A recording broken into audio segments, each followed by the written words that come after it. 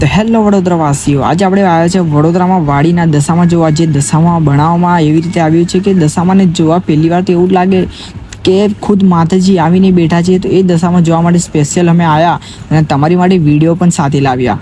તો તમે આ જોઈ શકો છો, એન્ટ્રી ગેટમાં જેટલી સજાવટ કરી છે જે દેખવા લાયક છે યાર. તો તમે આ વિડીયો આખો જોવો અને એમની લોકેશન બી હું તમને નાખી આવીશ. તો પ્લીઝ યાર આ વિડીયો ફૂલ તમે જોવો અને વિડીયોની મજા માણો.